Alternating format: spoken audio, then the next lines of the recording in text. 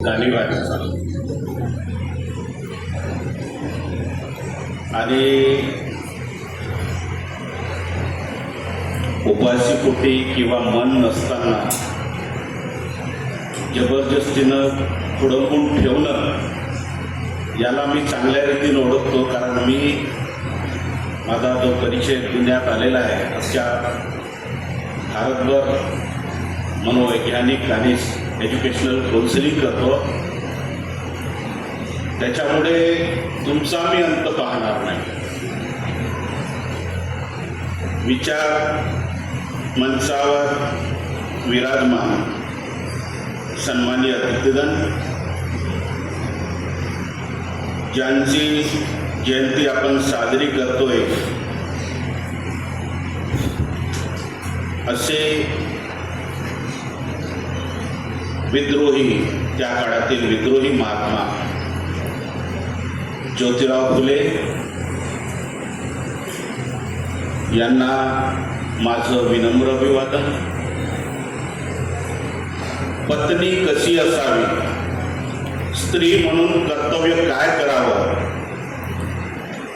या देशामध्ये अनेक स्त्रिया मोठ्या झाल्या, परंतु स्त्री म्हणून किती आणि निकोप जबाबदारी पार पाडावी, पतीच्या खांद्याला खांदा लावून, केवळ खांद्याला खांदा लावूनच नाही तर प्रत्यक्ष कृती करून सामान्य जनतेच्या उत्थानासाठी झटणारी जी एक आदर्श स्त्री, आदर्श महिला, आदर्श पत्नी, आदर्श शिक्षिका, देशातली पहिली शिक्षिका ज्योतिराव फुले यांची सुविद्य पत्नी, विद्येची ज्याला सर्व काही म्हटल्या जाते, स्त्री शिक्षणाची संकल्पना मांडणारी देशातील पहिली स्त्री सावित्रीबाई फुले यांनाही माझं विनम्र अभिवादन. ज्यांचं गुरुत्व म्हणजे महात्मा फुलेंचं गुरुत्व ज्या महापुरुषांनी स्वीकारलं, जगातला ज्यांना सर्व विषयाचा ज्ञाता म्हणून संबोधल्या जातो, भारतीय घटनेचे शिल्पकार, न्यायशास्त्र तज्ञ, अर्थतज्ञ, राजकीय तज्ञ असे कितीतरी विशेषण ज्यांच्या नावासमोर लागतात, अशा विद्वान माणसाने, जगविख्यात विद्वान माणसाने डॉक्टर बाबासाहेब आंबेडकरांनी ज्योतिराव फुलेंना आपलं गुरु म्हणून स्वीकारलं. त्या शिष्यालाही डॉक्टर बाबासाहेब आंबेडकरांनाही माझं विनम्र अभिवादन. विशेषतः हा कार्यक्रम एक सामाजिक समता सप्ताह म्हणून सामाजिक न्याय व विशेष सहाय्य विभाग हे गेल्या मला वाटतं 2014 पासून याचा ऑर्गनाइज केला जातो. त्या सामाजिक न्याय विभागाचं सुद्धा अभिनंदन. या विचार मंचावर इथे विराजमान कार्यक्रमाच्या अध्यक्षा, जिल्हा परिषदच्या अतिरिक्त सीओ आदरणीय कल्पना क्षीरसागर मॅडम, ओबीसी कल्याण विभागाचे समाज कल्याण अधिकारी असिस्टंट कमिशनर रोहनजी कांबळे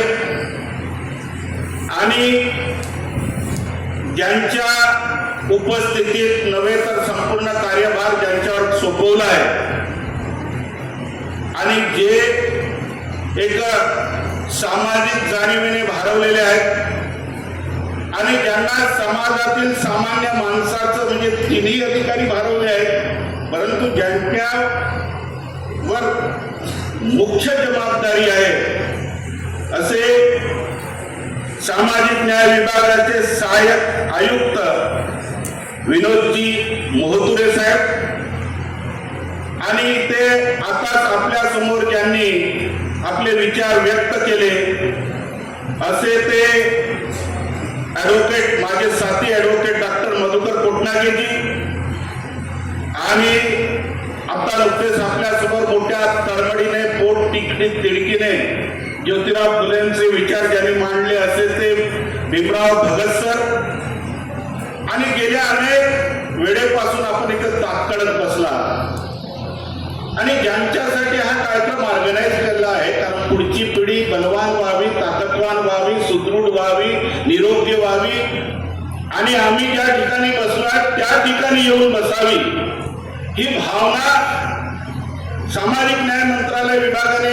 तुम्हाला सर्वांना त्यांच्या वसतिगृहातील असाल, शाळेतील असाल, इथं आलात, आपण सर्व थांबलात म्हणून तुमचंही अभिनंदन, नाहीतर थांबत नाही कोण. आणि इथे नुकतेच आमदार किशोरजी जोरगेवार साहेब अत्यंत पोट तिडकीने बोलून गेले. अक्षरशः त्याला म्हणतात कृती, एका विद्यार्थ्यावर त्यांनी थोडासा संतापही व्यक्त केला यासाठी की ज्यावेळी ते करायला पाहिजे ते न करता आपलं लक्ष इकडे तिकडे भटकवतो आणि मग भटकवलं का मग काही साध्य होत नाही ना, पालत्या घड्यावर पाणी असं होऊन जातं.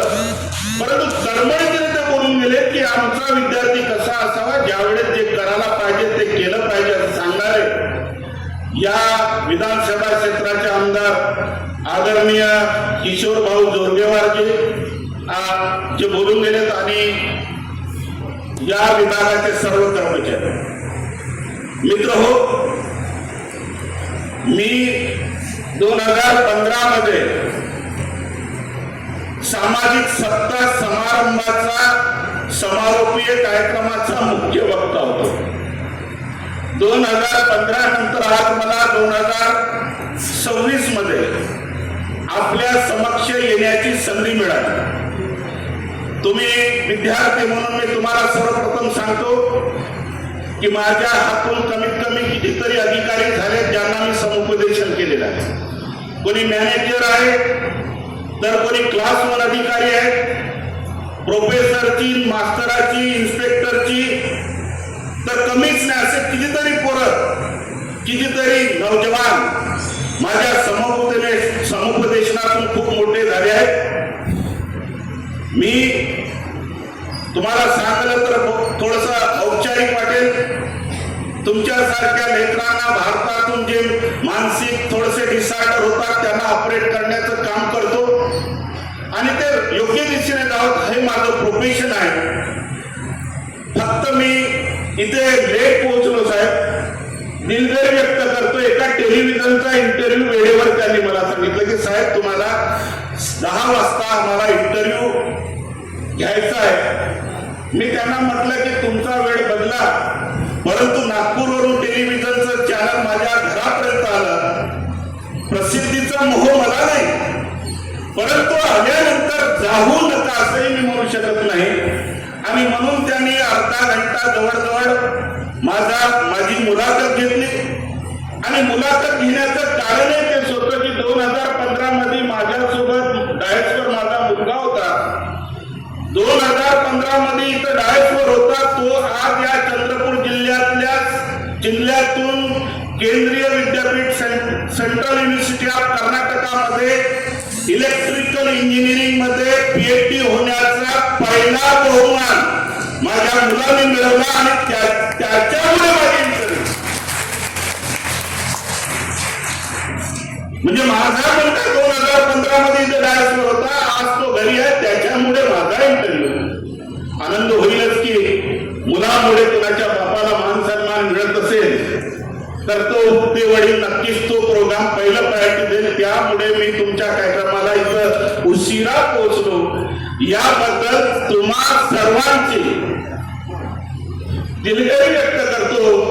आणि मला जो विषय दिलेला आहे की महात्मा फुले यांचे शैक्षणिक कार्य यावर मी बोलण्याचा प्रयत्न करतो.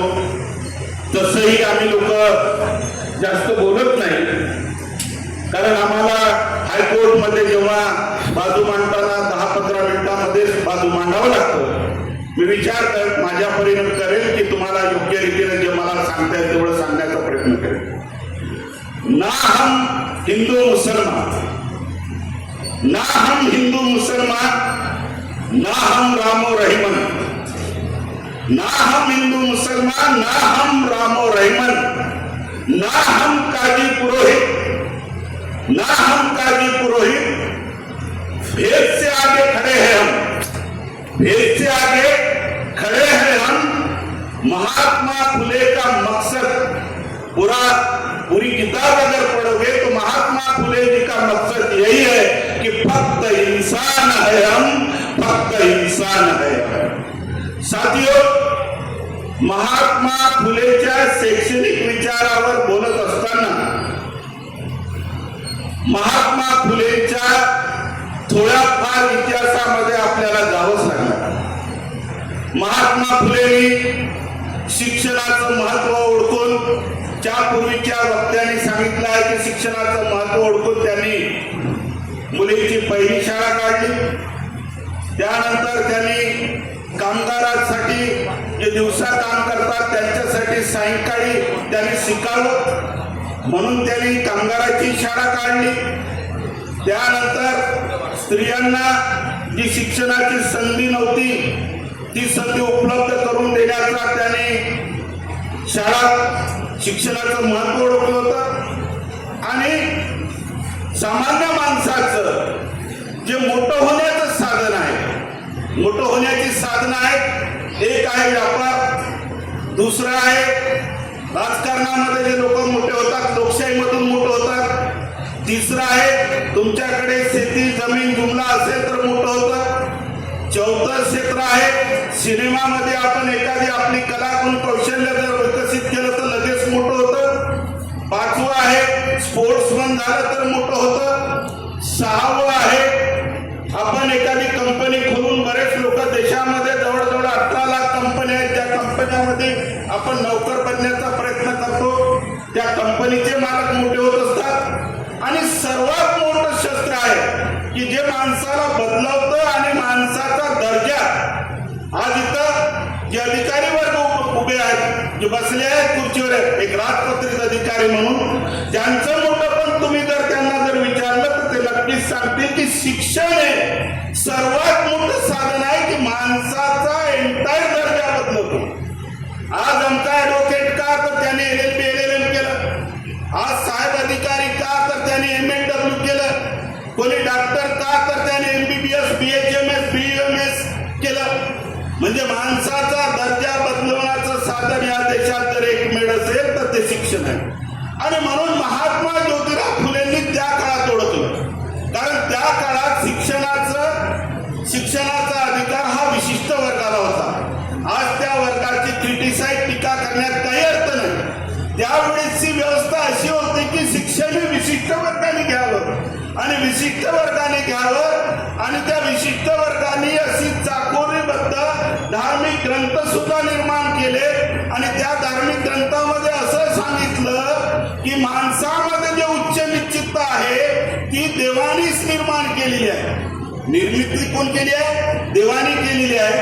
आणि देवानी केली असल्यामुळे देवानी ब्राह्मण क्षत्रिय वैश्य जो भेदाभेद केलेला आहे आणि आम्ही धर्म वेडे झालो होतो, आम्ही आपसामध्ये भेदाभेद करायला लागलो होतो आणि जी लोकसंख्येने कमी असणारे लोक 100% साक्षर होते आणि त्यांनी आपला बुद्धिप्रामाण्यावर असा कामाला लावला की आपलं सदैव चाललं पाहिजे आणि म्हणून तुम्हा सर्वांना स्त्री पुरुषांना शूद्रांना शिक्षणाचा अधिकार नव्हता आणि शिक्षण हे माणसाचं दर्जा बदलवण्याचं साधन आहे हे ज्योतिराव फुल्यांनी हेरलं होतं। आणि म्हणून ज्योतिराव फुल्यांनी सर्वप्रथम भिडेवाड्यामध्ये असो की पुण्यामध्ये असो की इतरत्र असो शाळा काढून सामान्य जणांना म्हणजे दलितांना शूद्रांना अतिशूद्रांना महिलांना आणि कामगारांना आणि शेतकऱ्यांना शाळा काढून त्यांनी शिक्षणातून पुढे यावं ही पहिली व्यवस्था केली ना। आजही सांगतो, आजही तुमच्या समोर एकच शस्त्र आहे। मला माहित आहे की तुम्ही सामान्य माणसाची मुलं आहात, आम्ही सुद्धा सामान्य परिवारातूनच आलो, परंतु आज आमचा दर्जा, आज आमचा जो बदल झाला आहे केवळ शिक्षणामुळेच झालेला आहे। शिक्षण हे माणसाचा दर्जाच नव्हे तर शिक्षण हे माणसाला नैतिकता, नीतिमत्ता आणि एक इंटेलेक्च्युअल कॅपॅसिटी आणि ब्रेन मध्ये डोपामाइन वाढवून ते डोपामाइन किंवा मायलेशन डेव्हलप करून पुढे आपण अनुभव घेतो, त्यानुसार माणूस मोठा असतो. अब्राहम मास्लोच्या थिअरीनुसार अब्राहम मास्लो म्हणतात की काही लोक बेसिक गरजा प्रतिपूर्ती करण्यासाठी जगतात. अन्न वस्त्र निवारा हा बेसिक गरजा आहे. त्या पलीकडनं एक गरज संपली की माणसाची दुसरी गरज निर्माण होते आणि ती गरज प्रतिपूर्ती करताना आपण आपलं कोएक्शन करतो. Man is the economics animal. त्याला सोशल एनिमल म्हणण्यासाठी आपली स्वतःची प्रगती करण्यासाठी आर्थिक साधन निर्माण करण्याचा माणूस प्रयत्न करतो आणि म्हणून माणसाला man is the social animal जरी म्हटलं असेल तर man is the economic animal who had to gain the economics आणि म्हणून माणूस ही आपली आर्थिक गरज भागवण्यासाठी इकॉनॉमिकच्या मागे जातो. ॲडम स्मिथने जे म्हटलं आहे इकॉनॉमिकची व्याख्या करताना, ॲडम स्मिथ माहित आहे तुम्हाला, फादर ऑफ द इकॉनॉमिक्स म्हणतो. त्याने म्हटलं होतं की economics is the science of wealth. Science of wealth म्हटलं होतं. परंतु पुढे अल्फ्रेड मार्शल त्यांचा शिष्य आला आणि त्याने म्हटलं की if you have the wealth but if it is not useful for the human welfare being. जर तुमच्याकडे खूप संपत्ती आहे परंतु ती जर कल्याणासाठी कामाला जर येत नसेल किंवा एखाद्याच्या घरी खूप वेल्थ आहे आणि त्यांच्या घरी आरोग्य जर चांगलं नसेल किंवा त्यांच्या घरी 2 वेळे असतील किंवा त्यांच्या घरी चांगलं शिक्षण नसेल तर ती वेलफेअर कुठल्याही कामाची नाही. अल्फ्रेड मार्शल हे ॲडम स्मिथचे शिष्य होते. शिष्याने अल्फ्रेड मार्शलची व्याख्या खोडून काढली आणि त्याने सांगितलं economics is the not the science of only wealth but it is the science of welfare. म्हणून सामान्य जनाचा पैसा सामान्यासाठी कामी लागावा यासाठी अल्फ्रेड मार्शलने पुढे इकॉनॉमिक्सची व्याख्या बदलवली. परंतु अल्फ्रेड मार्शलने सांगत असताना पुढे त्या व्याख्येमध्ये बदल केला.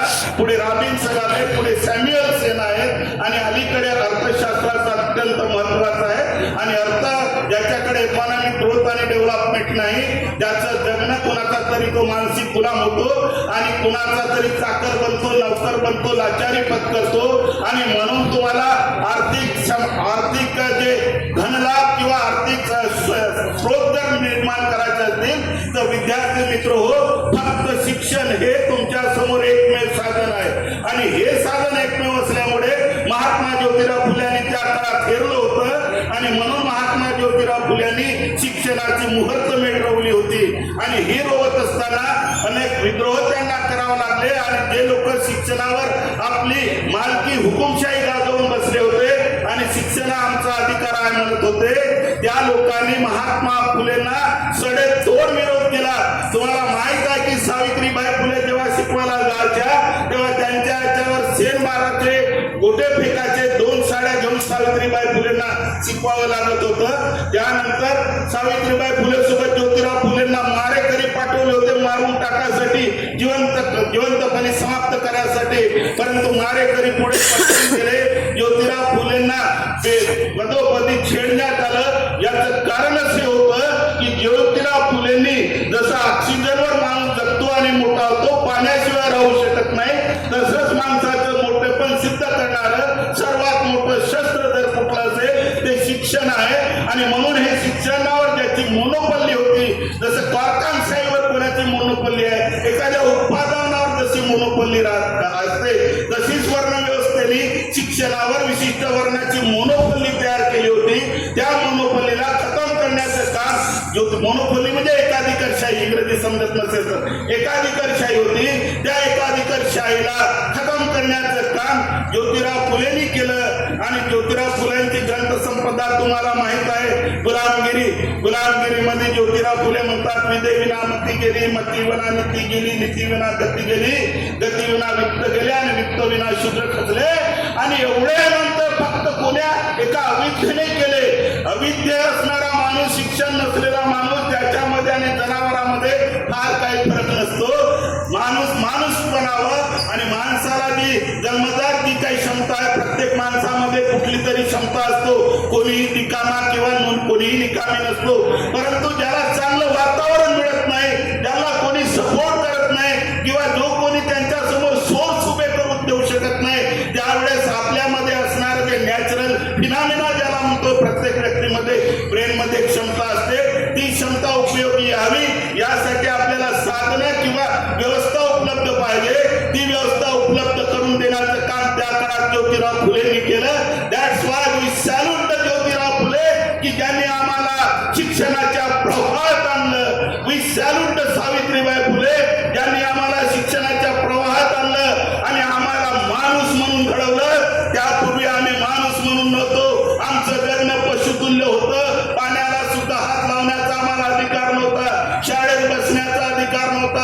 ही कुणाची असो तिला शाळेत जाण्याचा अधिकार नव्हता. विधवाचं केश वपन केल्या जातं, तिला सतीवर नेऊन नवरा मेल्याबरोबर चढवल्या जायचं.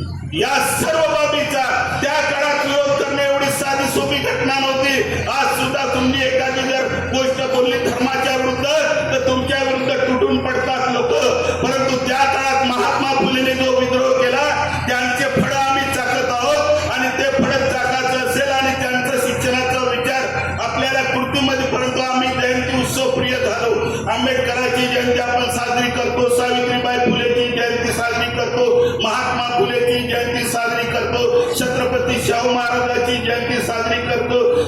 ज्योतिराव फुलेंनी शाळा काढल्या. आता अलीकडे आपला समाज कल्याण विभाग सुद्धा शाळा काढते, काही खासगी शाळा सुद्धा आहेत. परंतु विचार करा विद्यार्थी मित्रांनो, ज्योतिराव फुलेंनी सावित्रीबाई फुलेंनी ज्या शाळा काढल्या आणि आजच्या शाळा काढल्या, आजच्या ज्या शाळा आहेत यांच्या उद्दिष्टामध्ये काही तफावत आहे का नाही? ज्योतिराव फुलेंनी आर्थिक उत्पादनासाठी शाळा नव्हत्या काढल्या.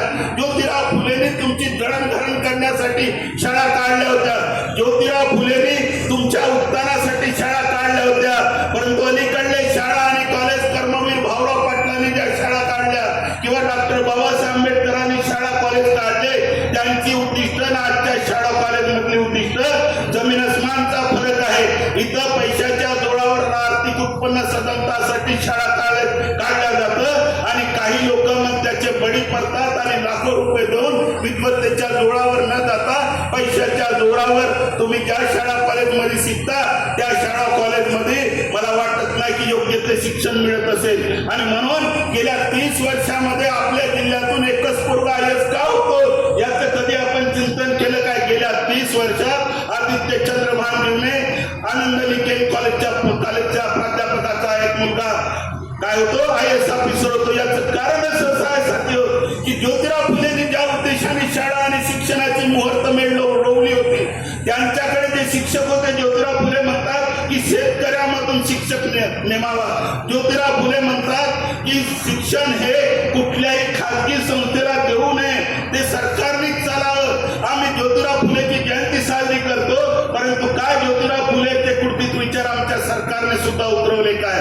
कारण शिक्षणाचं बाजारीकरण झालेलं आहे, शिक्षणाचं खाजगीकरण झालेलं आहे आणि खाजगीकरणामध्ये हा व्यापार झाला आहे. ज्योतिराव फुले म्हणतात, डॉक्टर आंबेडकर म्हणतात, विद्यार्थ्यांकडून पैसा घेऊन शिकवणं हे सरकारी धोरण नव्हे, व्यापारीकरण आहे. आणि व्यापारीकरण होत असेल तर त्या शिक्षणातून किती चांगले तरुण निपजतील. उद्या तुम्ही भविष्याचा आधार आहात, भविष्याचा देशाचा आधार नसाल तर कमीत कमी तुमच्या आईवडिलाचा आधार आहात. तुम्ही कुणाचे तरी स्वप्न आहात, तुम्ही कुणाचे तरी मुलं मुली आहात. आणि अशा वेळेस ज्योतिराव फुलेच्या ध्येय धरणाला आम्ही स्मरत आहोत. ज्योतिराव फुले म्हणतात की शिक्षण 12वी पर्यंत हे काय करावं, मोफत आणि सक्तीचं करावं. काय तुम्हाला माहित आहे मोफत आणि सक्तीचं शिक्षण ज्योतिराव फुलेने त्या काळात म्हटलं आणि मोफत आणि सक्तीचं शिक्षण भारतीय संविधानामध्ये आर्टिकल 45 मध्ये बाबासाहेब फ्री आणि कंपल्सरी एज्युकेशन फंडामेंटल राईट मध्ये टाकायला तयार होते.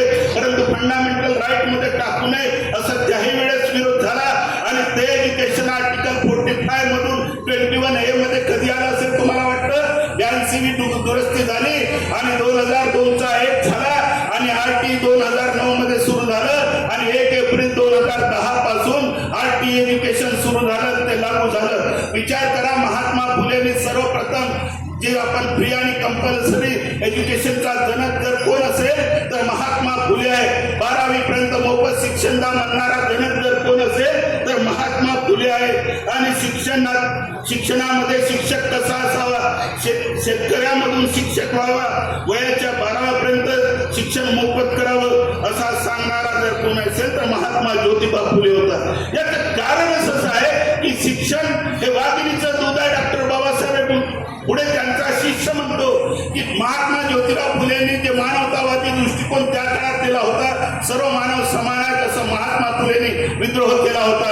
आणि त्याच विद्रोहाचं फलित भारतीय संविधानामध्ये आर्टिकल 17 तुम्ही जर पाहिलं असेल, एबोलिशन ऑफ अनटेक्बिलिटी म्हणजे अस्पृश्यता निवारण. पुढे 1989 मध्ये कायदा झाला. आमचं सामाजिक न्याय मंत्रालय ते कायद्यावर अंमल करतं आणि पैसा सुद्धा पुरवतं. आजही माणसामध्ये भेद केला जातो. आजही विशिष्ट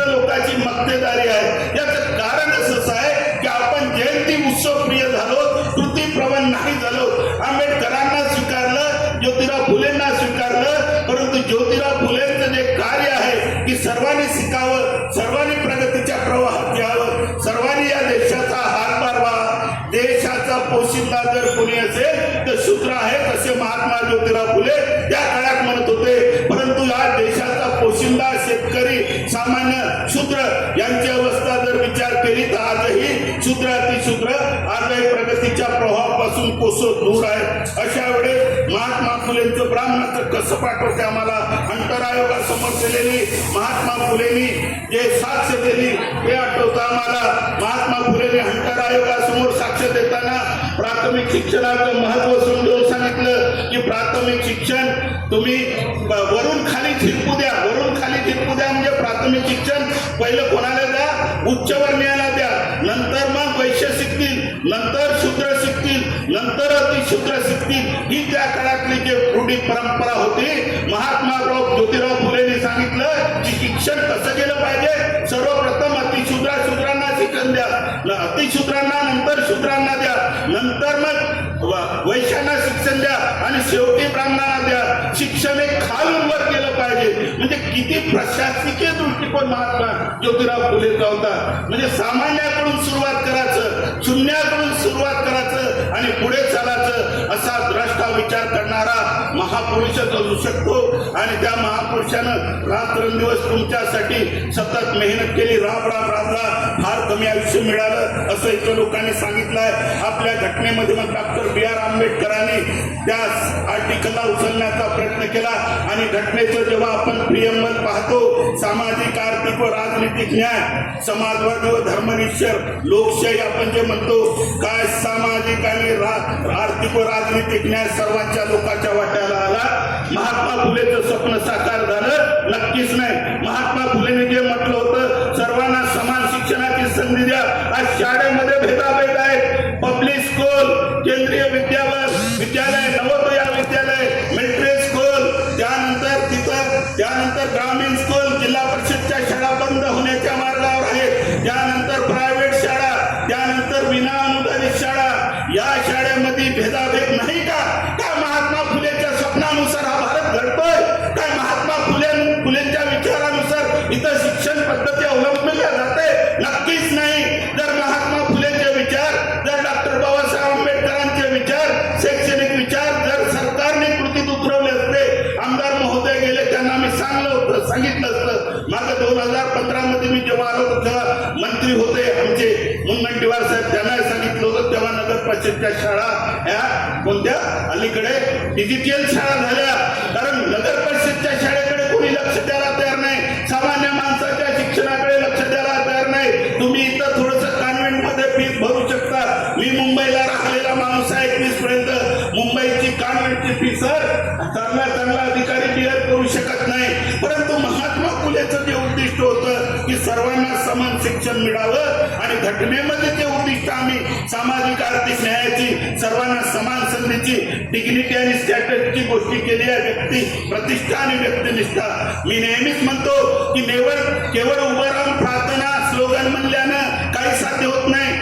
घटनेची उद्देश पत्रिका शाळेमध्ये तुम्ही पहिल्या वर्गापासून वाचन करत आला होता, परंतु घटनेच्या उद्देश पत्रिकावर कधी आपण अंमल केला का? नाही. जनगणमन आपण पहिल्या वर्गापासून म्हणतो, मुखोद्गत आहे जनगणमन, पण त्यावर आपण कधी कृती केली का? नाही. भारत माझा देश आहे, सारे भारतीय माझे बांधव आहेत असं आपण लहानपणापासून म्हणतो, परंतु त्यावर कृती केली का? नाही. महत्वाचं हे आहे की उत्सव प्रिय तुम्ही उत्सव करा, कारण उत्सवाच्या निमित्तानं आपण त्याच्यावर चर्चा, विचार विमर्श करतो आणि उत्सवामधून आपण काही साध्य करतो, चिंतन करतो. परंतु ते विचार जर आपण कृतीत आणले असते, महात्मा फुलेला अपेक्षित आज आपला अख्खा महाराष्ट्र बदललेला असता. महात्मा फुलेंनी आपलं पुस्तक लिहित असताना जे पुस्तक लिहिलं होतं त्याने सर्वप्रथम ब्राह्मणाचे कसब कोणाला समर्पित केलं? मी माझा PhDचा थिसीस महात्मा ज्योतिराव फुले आणि डॉक्टर बाबासाहेब आंबेडकरांना समर्पित केला. आणि सांगायला मला आनंद होतो, इंजिनिअरिंग फील्ड मध्ये कोणी आपला प्रबंध कोणाला समर्पित करत नाही सर, परंतु माझ्या सिद्धांती, ज्याचं नाव सिद्धांत आहे, त्यांनी आपला PhDचा प्रबंध डॉक्टर बाबासाहेब आंबेडकर आणि महात्मा फुलेला समर्पित करला. याला म्हणतात कृतीप्रवण होता. केवळ विचार व्यक्त करून चालत नाही. गरिबाचे मुलं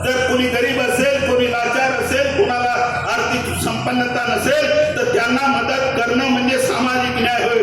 मी माझ्या परीनं कृतीप्रवण झालेला आहे. तुम्हाला जी शिष्यवृत्ती 2003 पासून विना अनुदानितला मिळते ती 2003 मध्ये 2000 मध्ये आंदोलन चालवून 2003 पासून कायम विना अनुदानित engineering, medical, pharmacy, agriculture, MBA सर्व कोर्सेसना तुम्हाला पूर्ण फी मिळू शकते. याचं सर्व श्रेय तुम्ही बघितलात तर सत्यपाल जो माणूस बोलतोय डॉक्टर सत्यपाल ताककर एक हायकोर्टाचा अधिवक्ता आहे. मी का मिनिस्ट्रीने केलेले कायदे बदलवण्याची ताकद एका लिगल फ्रीडम मध्ये असतो. आमदार, खासदार, लेजिस्लेटिव्ह, एक्झिक्युटिव्हने केलेले कायदे त्याचं ज्युडिशियली रिव्ह्यू करण्याचं काम आर्टिकल 131 आणि 136 पर्यंत हे सुप्रीम कोर्ट आणि हायकोर्टाला आहे. आणि हायकोर्टाचा एक अधिवक्ता म्हणून सांगतो, चुकीचे ध्येय धरून जर सरकार राबवत असेल ते बदलवणाऱ्यापैकी मी आहे. आणि मला वाटतं की आपण सर्वसामान्य माणसाचे लेकर आहात. आपल्या समोर एकच शस्त्र आहे ते शिक्षण. आणि तुमची लिसनिंग कॉम्पिटन्सी फार कमी आहे. तुम्ही ऐकू शकत नाही. तुम्ही मला वाटतं आता इंजिनिअरिंगचे पोरं चालले गेले. इंजिनिअरिंगचा क्लास 45 मिनिटापेक्षा जास्त का असतो त्याला कारण असं असते की ज्याची लिसनिंग कॉम्पिटन्सी जास्त आहे तो ऐकू शकतो. जो कोणाचं ऐकतच नाही, जो ऐकत नाही. मी तुम्हाला शोभा काकेन म्हटलं तर काही समजणार नाही, कारण शोभा काकेन हे शब्द तुम्ही ऐकलेले नसतात. शोभा काकेन हे डागला वेगवेगळ्या भाषेमध्ये म्हटल्या जातात, परंतु जे तुम्ही ऐकणारच नाही कोणाचं तर तुमच्या डोक्यामध्ये मायलेशन कसं डेव्हलप होणार आहे. मायलेशन हे ऐकण्यानंतर, अनुभवानंतर आणि आपण जे पुस्तकं वाचतो त्यानंतर डोक्यामध्ये तयार होते. आणि एक वेळ मायलेशन तयार झालेली माणसं इथं दिसत आहेत अधिकारी बनून. अधिकारी तोच बनतो मॅडम की ज्यांच्या डोक्यामध्ये मायलेशन असते आणि ती कुठली परीक्षा कॉम्पिट करतात. या जे अधिकारी बनले आहेत, या अधिकाऱ्यांनी किती मेहनत घेतली असेल. त्यांनी खरं म्हणजे महात्मा ज्योतिराव फुलेंना स्वीकारलं असा त्याचा अर्थ आहे. त्यांचं डिग्रीची स्टॅटस आज जेव्हा ते बाहेर पडतात त्यांचा रुतबा 60 वर्षापर्यंत 58 वर्षापर्यंत समाजाला न्याय देण्याचं कार्य हा वर्ग करतो. याचं कारण असं आहे त्यांनी महात्मा फुलेंना, डॉक्टर बाबासाहेब आंबेडकरांना, या निमित्ताने डॉक्टर बाबासाहेब आंबेडकर यासाठी मला आठवतात की डॉक्टर बाबासाहेब आंबेडकर एक शाळेच्या बाहेर राहून शिकायचे, परंतु तोच माणूस या देशाचं संविधान लिहितो. MA, PhD, DSc, LLD, महाराष्ट्रला एवढ्या डिग्र्या घेऊन येतो आणि शिक्षणासोबत सामान्य जनाच्या उत्तरासाठी जगण्याचा प्रयत्न करतो. ते उत्तराचं काम महात्मा ज्योतिराव फुलेंनी केलं आणि म्हणून आपण आज महात्मा ज्योतिराव फुलेची जयंती साजरी करतो. फक्त जयंती साजरी करत असताना त्यांचे जे विचार आहे, त्यांनी दिलेली समतेची जी भाषा आहे, त्यांनी जे वर्गीकरण होऊ नये ही जी भाषा बोलली, त्यांनी शूद्रादी अति शूद्रादी सर्वांना समान म्हटलं, हे सर्व आपल्याला कृतीत अंमल करायचं असेल तर विद्यार्थी मित्र हो, महात्मा ज्योतिराव फुलेंचे विचार आपण कृतीत अंमल केलेलं पाहिजे. आपण वाचत नाही तर थॉमस पेनचं रेफरन्स झालं. Who is Thomas Paine? Do you know it? Do you know the टॅलेस्टाईन? नो. टॅलेस्टाईन म्हणतात की एखाद्याला जर म्हणजे त्याच्यापट्टी तुमचा दृष्टिकोन चांगला असेल तर सर्वप्रथम त्यावर प्रेम करण्याचे का कोण म्हणतात? टॅलेस्टाईन म्हणतात. थॉमस पेन हा कोण होता? क्रांती जी झाली आहे थॉमस पेनच्या पुस्तकामुळे झालेली आहे. आपल्याकडे आपण पुस्तकच वाचत नाही. आपण कधी ब्राह्मणाचा कसा गुलामगिरी, शेतकऱ्याचा असूड, शिवाजीचा पोवाडा, महात्मा ज्योतिराव फुलेचं समग्र वाङ्मय कधी वाचन केलं का? नाही. आपण वाचन तेव्हाच करतो की जेव्हा आपल्याला आवश्यकता भासेल. मला सांगताना मोठा आनंद वाटतो की माझं PhDचं थिसिस आहे comparative studies of Mahatma Jyotiba Phule आणि डॉक्टर बाबासाहेब आंबेडकर हा माझ्या PhDचा एज्युकेशनचा विषय होता. इव्हन दो मी इंग्रजीमध्ये डॉक्टरेट करताना impact of analytical study of impact of Dalit autobiography impact of Ambedkarism आणि दलित ऑटोबायोग्राफीचा आंबेडकरिझम ऑटोबायोग्राफीवर झालेला आंबेडकरिझमचा इम्पॅक्ट म्हणजे परिणाम याचं मी लेखन केलं. आणि मी ठरवलं होतं की आंबेडकर आणि महात्मा फुले जर मला नसेल भेटत तर मी PhD करणार नाही. आणि दोन्ही विषयाचं मी अध्ययन केलं. आपण सुद्धा अध्ययन करावं ही अपेक्षा असते. तुम्ही वाचणारही नाही, ऐकणारही नाही, कोणाचं अनुकरणही नाही करणार, कोणाला आदर्श नाही मानणार, कोणाला तरी एकाला आदर्श मानावं. आम्ही शिक्षण जे घेतलं ते आम्ही कोणाला तरी आदर्श मानलेला आहे. तुम्ही सुद्धा कोणाला तरी आदर्श मानायला हवं आणि कोणाचं तरी ऐकायला हवं. लिसनिंग ही सर्वात मोठी कॉम्पिटन्सी आहे. लिसनिंग करा तरच तुम्हाला दिशा मिळेल. आणि चांगलं शिक्षण, प्रगत शिक्षण घ्या. महात्मा फुलेचं, बाबासाहेबांचं मत होतं टेक्निकल एज्युकेशन घ्यावं, प्रगत शिक्षण घ्यावं. महात्मा फुलेंनी प्रायमरीला पाया म्हटलं होतं. पाया जर पक्का असेल तर नक्कीच तुम्ही पुढे जाल, असं महात्मा फुलेचं म्हणणं होतं. आणि म्हणून हा पाया पक्का करायचा असेल तर आपल्याला कुणाचे तरी विचार ऐकावं लागेल. आणि ते जर ऐकत असेल तर नक्कीच आपल्यामध्ये एक्सपिरियन्स, विडम आणि कॅरेक्टर या 3 गोष्टी माणसाला मोठं करत असतात. त्या गोष्टी तुम्ही आत्मसात करा ही अपेक्षा आहे. आणि महात्मा फुलेंचे विचार वाचन कराल. निवडते आम्हाला जसं त्याला समग्र वाङ्मय आम्ही यापूर्वीच त्या 19 पुस्तकाचं मी वाचन केलेलं आहे आणि तुम्ही सुद्धा वाचन करा. त्यामध्ये त्याने शेतकऱ्याच्या हसूळमध्ये शेतकऱ्याची परिस्थिती का झाली याचं कारण सांगितलं. गुलामगिरी म्हणजे आपण गुलाम कसे झालो, विशिष्ट वर्गाचे आपण गुलाम कसे झालो. आजही आपण धार्मिक वेळे आहोत. आपल्याकडे तुम्हाला शेवटी मी खतम करेल, तिकडे तिकडे काय होत आहेत, मंदिरं होत आहेत, मस्जिद होत आहेत, चर्च होत आहेत, बौद्ध विहार होत आहेत. परंतु या विहारातून, या मंदिर मस्जिद मधून माणसं जुळत नाहीत. उलट माणसं एकामेकाचा विरोध करत आहेत. महात्मा ज्योतिराव फुलेचे विचार, वैज्ञानिक दृष्टिकोनाचे विचार डॉक्टर बाबासाहेब आंबेडकरांनी घटनेमध्ये मांडले. परंतु घटनेमध्ये मांडत असताना 25 मध्ये कंडिशन टाकली, सार्वजनिक सुव्यवस्था, नीतिमत्ता, आरोग्य याच्या अधीन राहून धार्मिक स्वातंत्र्य आपण उपभोग करावा. परंतु आपण धार्मिक स्वातंत्र्य सैराट सारखं उपभोग करायला लागलो. त्यामुळे मंदिर, मस्जिद, चर्च, गिरजाघर इथून माणसं जोडण्याऐवजी एकामेकापासून विलग होत आहेत. आपण धर्म वेळेला होता, शिक्षण वेळे व्हावं. या रस्किन म्हणतात, knowledge is the key by we can open any other door.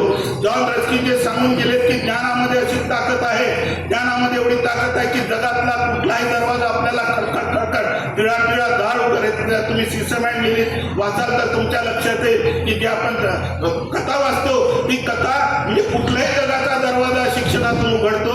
हे महात्मा ज्योतिराव फुलेंनी हेरलं होतं. आणि म्हणून महात्मा ज्योतिराव फुलेंनी शिक्षणाला अनन्यसाधारण महत्व दिलं होतं. आपणही सर्व कुणाचं तरी ऐकून कुणाचा तरी आदर्श डोळ्यासमोर करून नक्कीच तुम्ही शिक्षणाचं, महात्मा ज्योतिराव फुलेंचे जे आदर्शवादी विचार आहेत त्याचं वाचन, चिंतन, मंथन घरी जाऊन करावं. आपण मला बोलावला आणि इथं मान सन्मान दिला.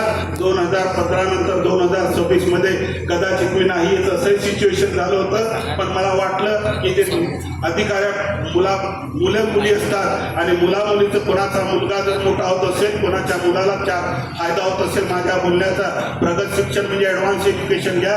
महात्मा फुलेंनी त्यावेळेस प्रायमरी एज्युकेशनला महत्त्व दिलं होतं. प्रायमरी सोबतच पाया मजबूत करून आपण प्रगत ॲडव्हान्स शिक्षण घ्यावं, तांत्रिक शिक्षणाकडे वळावं. तांत्रिक शिक्षणापलीकडे जाऊन कास्ट मॅनेजमेंट आणि चार्टर्ड अकाउंटंट आणि कंपनी सेक्रेटरी अशा शिक्षणाकडे वळावं. महात्मा फुलेंनी जसं सांगितलं की यानंतर तुम्हाला ॲडव्हान्स नोकरी लागेल आणि ॲडव्हान्स नोकरी लागली तर तुमची आर्थिक उन्नती होतील आणि तुमच्या आईवडिलाचे स्वप्न साकार होतील. आणि महात्मा फुलेंचा सारच हा होता की सर्वसामान्याची माणसं, शूद्राती अतिशूद्र सामान्य माणूस या देशामध्ये मोठा व्हावा. ते जे कर्तव्य महात्मा ज्योतिराव फुलेंनी केलं त्याचा आदर्श ठेवून आपण सर्वजण एकोप्यानं काम करूया आणि समाजातील सामान्य लोकांना न्याय देण्याच्या प्रक्रियेत साहेब माझी गरज लागली तर नक्कीच सांगा. मी तुम्हाला सदैव एक समुपदेशक म्हणून, एक सायकोलॉजिस्ट म्हणून नक्कीच तुम्हाला मोफत तुमच्या इन्स्टिट्यूटला देईल याची मी ग्वाही देतो. आणि जाता जाता एवढंच म्हणेन, किसको कहू अपना, किसको कहू पराया, किसको कहू अपना, किसको कहू पराया, किस पे करूँ आस, किस पे करूँ विश्वास. अरे किसको कहूँ अपना, किसको कहूँ पराया, किस पे करूँ आस, किस पे करूँ विश्वास. बात राहू सब कुछ. अरे अनेक पोरं पैसे देऊन शिकवलेत मी. बात राहू सब कुछ जो है मेरे पास, बात राहू सब कुछ जो है मेरे पास. धन्यवाद. जय हिंद, जय संविधान, जय फुले.